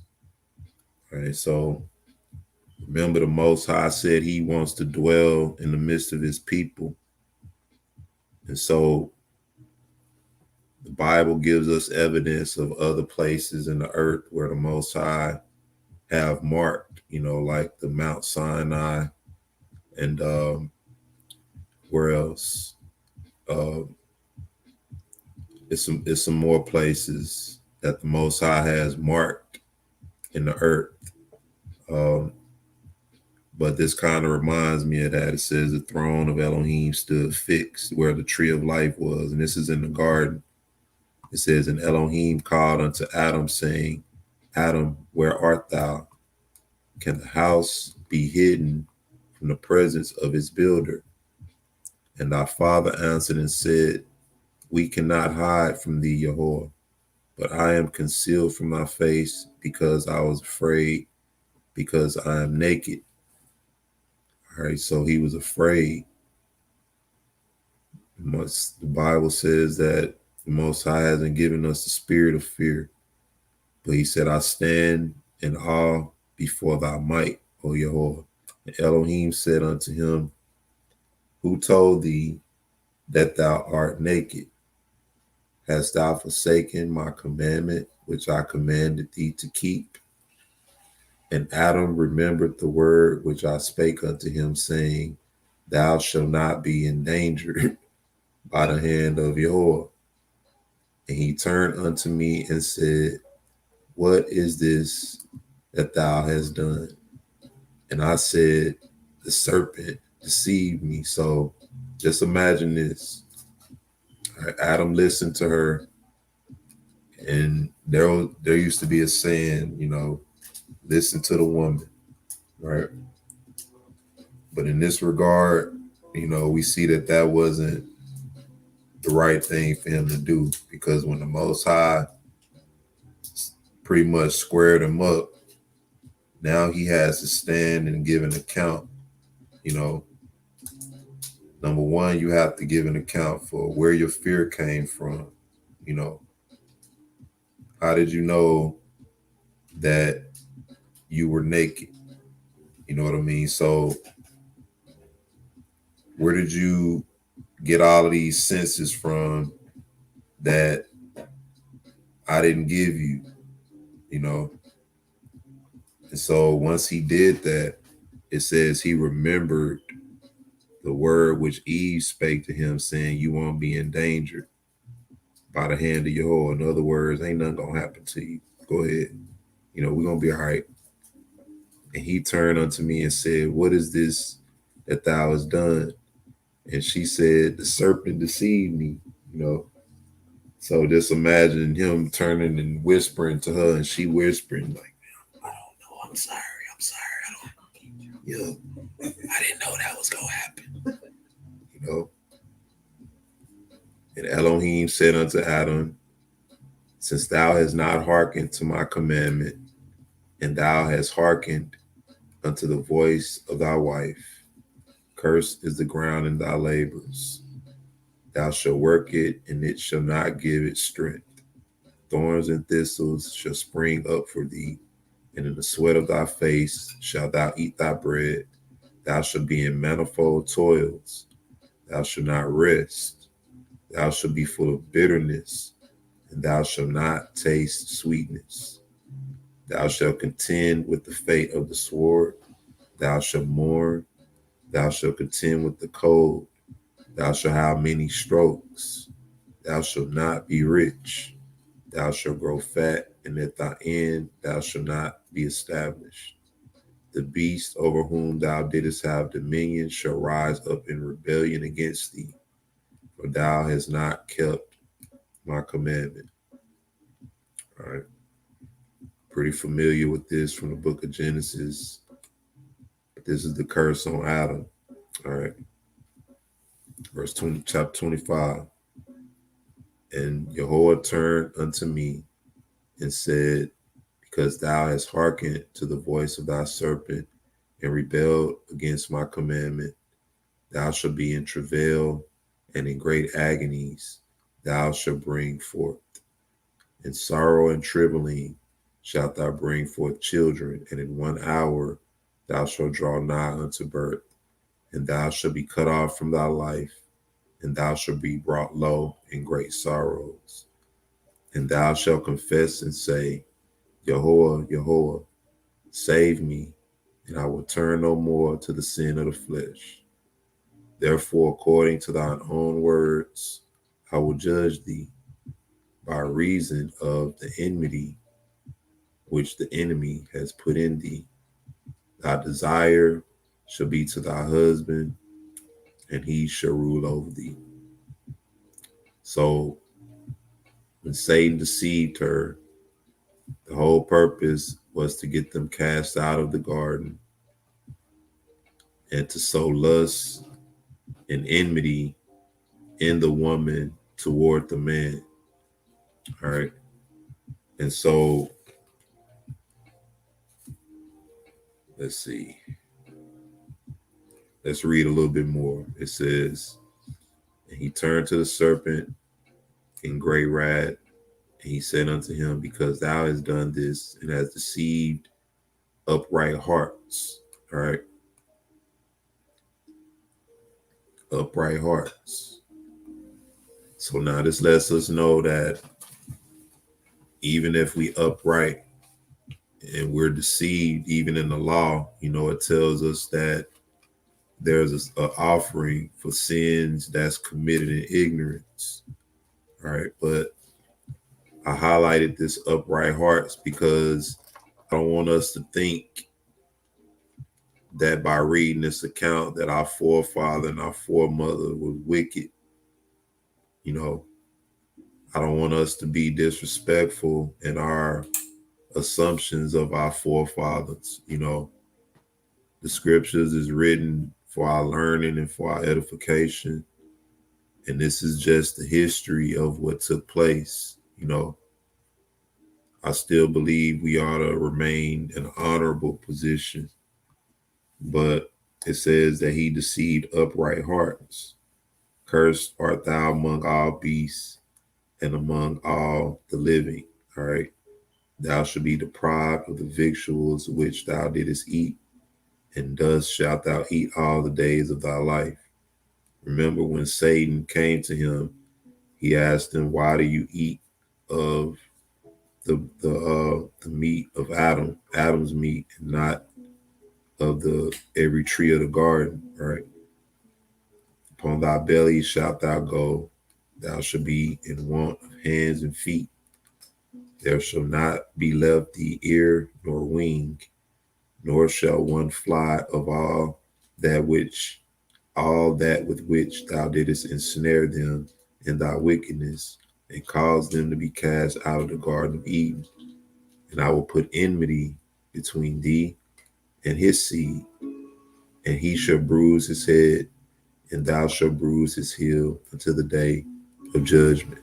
All right, so I'll put enmity between thee and his seed, and he shall bruise thy head, and thou shalt bruise his heel. All right, until the day of judgment. In the Genesis account, it talks about enmity between the serpent seed and the woman's seed. All right. Speaking of the Mashiach. All right, but the enmity is what we're dealing with. All right. Because he sowed enmity between the Most High's creation. The Most High used that same enmity between him and the seed. Speaking of the Mashiach, the same enmity, the same. Let me put it back up. Well, I don't have to put it up. Let me just blurt it out. The state of feeling or being actively opposed or hostile to someone or something, actively opposed or hostile. All right, think about the system that we live in, that's actively opposed to us as a people. And so this is part of what we see. The Most High said that would happen. And so we see the same thing happening with our men and our women, our Israelite men and our Israelite women. And I'm doing this as a means to help shed light, like I said, for those of us who want to be solution oriented. It's not to place blame or to do any of that. It's to point out what the scriptures say in regards to this matter. One thing that we have to realize is that there's no issue in this life that the Most High's word doesn't deal with in some way, form, or fashion. You know what I mean? And so, like anything else, if we want to fix it, it's good to get the Most High's perspective on it, to get an understanding. By the grace of the Most High, I was able to find me a wife. We have a family, and I was at a point in my life before where I was bitter and felt different types of ways and thought different types of ways. But then I had to really repent and sort of recall my own self. What was my actions? What could I have done different or better? A lot of situations I was in, looking back, I realized that I could have been doing something else with that time. A lot of us waste time, or have wasted time in the past with people that don't really contribute to us doing anything for the Most High. They don't really contribute or help us be better people. We might find benefits in being around certain people, but those benefits wear off and then reality kicks in. Just like, Eve benefited from seeing the tree all that time. It said they were like 18 years in the garden or so. And so all that time she beheld the tree, up until the point where she actually partook of it and realized that it was horrible. It wasn't what she thought. It wasn't worth all of the time that she spent desiring it, And so it's the same thing with us. We spend a lot of time, in the past with people and desiring certain things and certain people that we shouldn't have. And it creates a bitterness in us. You know, and I'm bringing that out because that's a common thing that most of us go through. But in order to heal, we have to be accountable for that. You know, we have to be accountable for loving and embracing the wrong things. You know, like I say, we can't cry over spilled milk. And that's what that is. You know, that don't mean that you have to give up. It means that you do have the capacity to love. If you can love somebody like that you ain't supposed to love, then imagine what you could do for somebody that you really are supposed to love. You know, but it's just something to think about. You know, this is part 2. You know, we dealt with the history of our forefather Adam and Eve and why we see the war between our brothers and sisters today. It all stemmed from that, the enmity and the lust that was sold into our forefather. All right. And from our forefather choosing to heed the voice of our forefather over the Most High. You know, this is another thing we have to understand too. The proper order, you know, in most cases, particularly in a relationship, the Most High is going to direct and instruct the man. Doesn't mean that he's not going to deal with the women. But in most cases, like I said, the Most High has an order to things. And real quick, let me pull up a passage real quick. Because hold up. You say things like that and people tend to take it the wrong way. You know, people tend to think that by saying that the man is the head, that means that the woman is below the ground, and that's not the case. But that's how people interpret it, you know, as a means of not embracing the truth of the matter. I want y'all to check this out. It's Isaiah 51.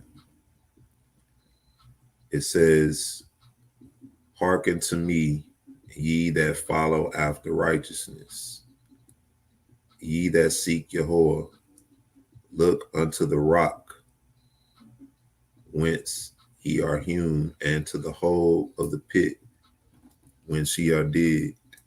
The rock, speaking of Mashiach. All right.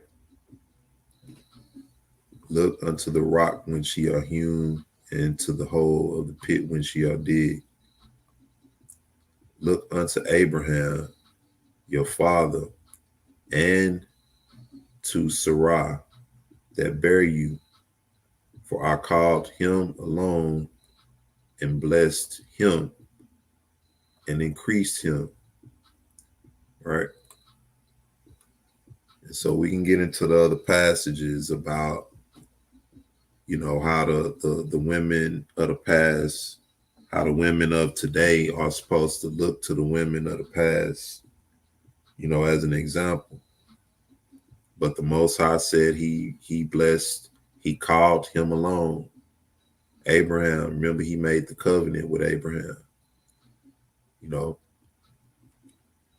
he blessed him and increased him. And through blessing him, calling him, blessing him, and increasing him, we know that Sarah, our mother, also was elevated through that as well, because Abraham was her Lord. All right. We're going to get into some of those other passages too in part 3. But this is something that I just wanted to touch on real quick, dealing with this issue between our brothers and sisters.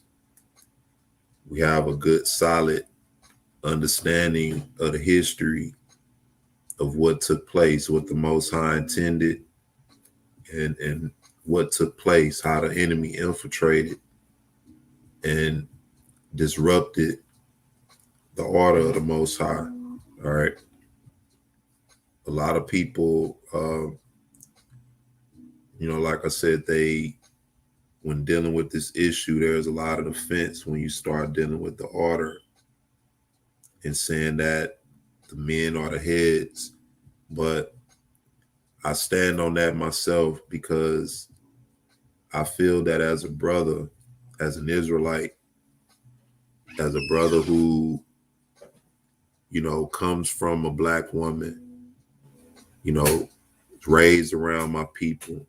I'm now married to a Black woman and we have a family. I feel that it's brothers like myself, brothers like me,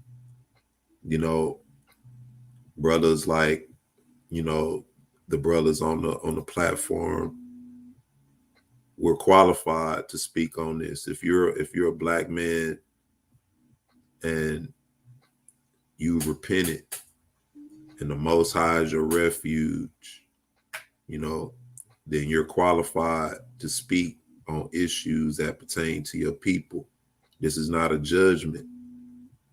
This is just simply laying out the information for people who want to use it as a means to heal and to do better. The Most High said he's going to redeem our people. But in the meantime, while we're waiting on that redemption, the scriptures call for us to wait on the Most High and to turn back to him, to turn from our wickedness and to turn back to him.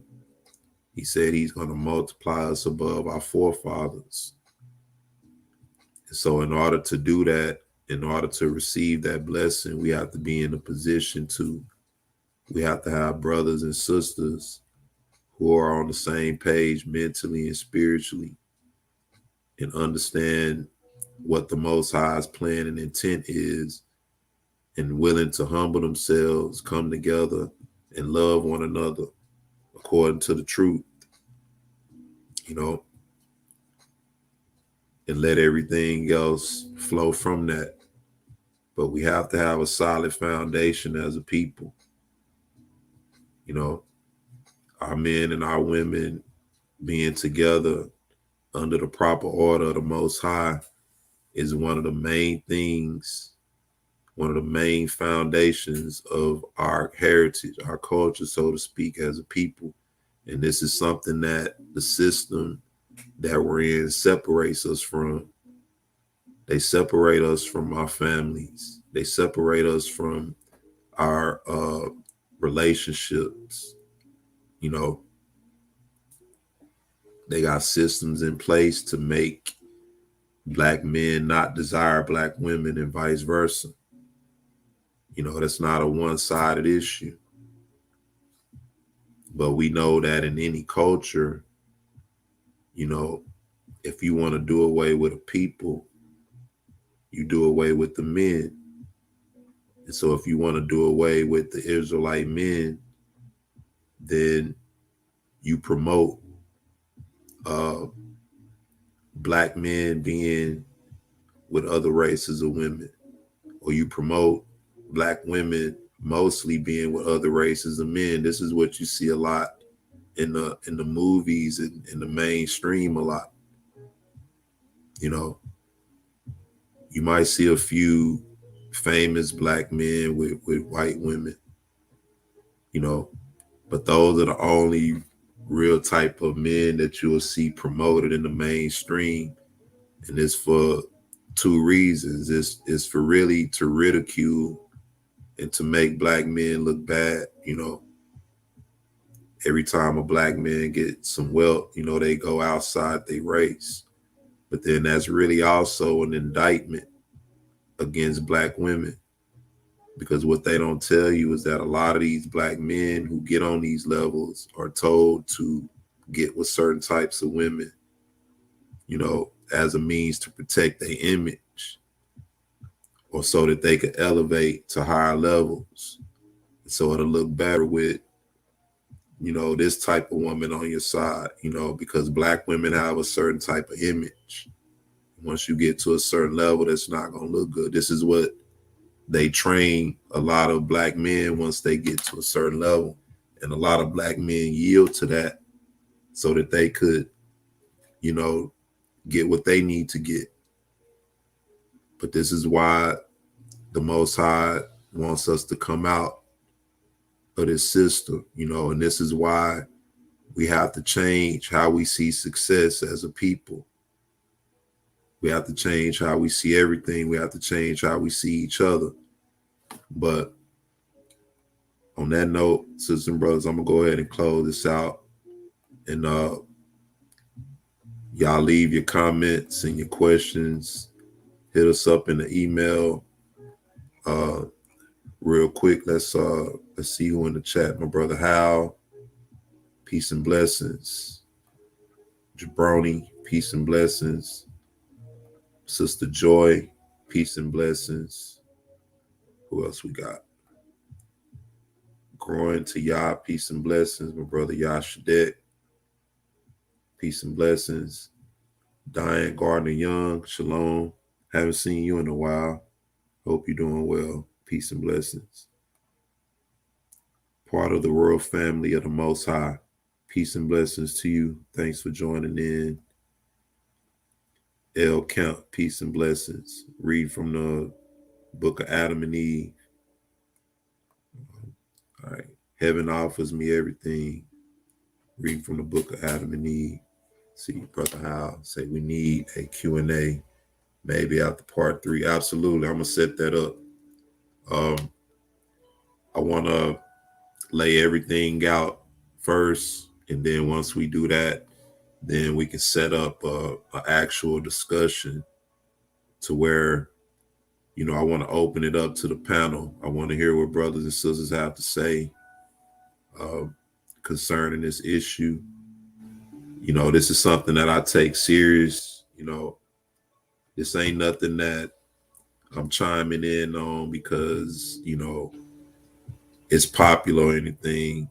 I see it is popular, but I see it also as a need for our people.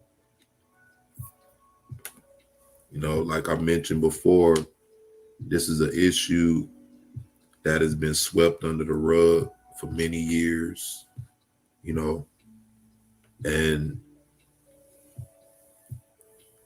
it's an uncomfortable issue because it's a lot of conviction that has to take place. It's a lot of owning up that needs to take place, you know, on both sides. And so, you know, like I said, not to blame anybody, but as men and women, we all have to be accountable, you know. Now, I'm not blaming anybody for what Eve did, just like I'm not blaming the brothers for what Adam did, but understand that a lot of what we do, a lot of how we respond to one another traces back to this. And the Most High tells us to recall the sins of our forefathers. And so I'm doing all of this to lay it all out so that we can see what the word of God has to say about what our forefathers and foremothers did, you know, how we can turn back and how we can repent.